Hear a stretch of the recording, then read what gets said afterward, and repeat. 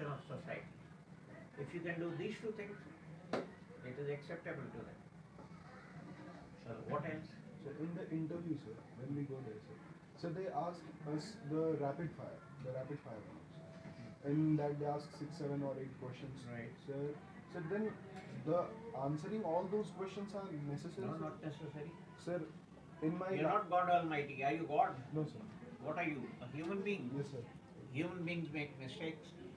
Sir, in my last interview, sir. Human beings, you may know something, a lot about one thing, and you may know nothing about another thing. Yes. That's possible. Yes, sir. A doctor may be a very good doctor, but he would be a useless engineer. Yes. If you pull him out of his hospital and say you work in this engineering project, he'll be a misfit. Yes, sir. Because that's not his profession. Yes. He is good in his medical profession. He may be useless if you push him into an engineering project. Yes, sir. That's what it is.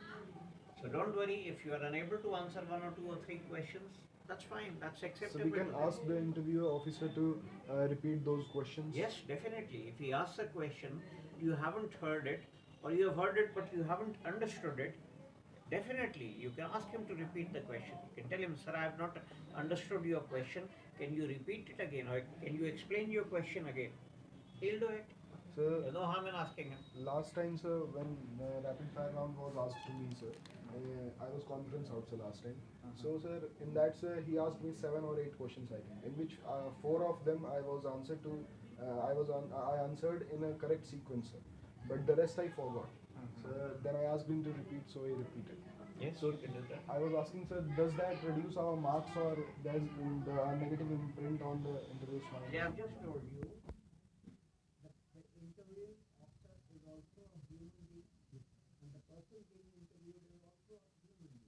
If I tell you 50 things right now, and unless you write it down, obviously you'll forget quite a few of those points, right?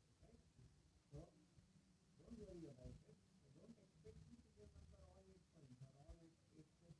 That's not a problem at all. According to me, that's not a problem. Even if I were to ask, if you were to ask me 8 questions, all in a row, I would correct 3, 4 questions, maybe 5. I'll ask you to repeat those questions again. That's not a problem. That would not be the cause for your rejection. It must be something else. So only due to our some mistake. That could be the reason. So in that, task, before the command task, the officer, sir, he asked me some questions that he asked me to select two of the people from my group.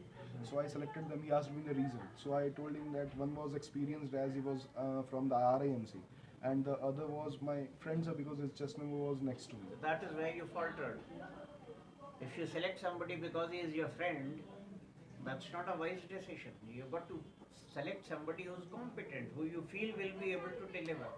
Because he is my friend, that does not mean that I must pick him because just because he is my friend, he'll help me. That is where you made a mistake.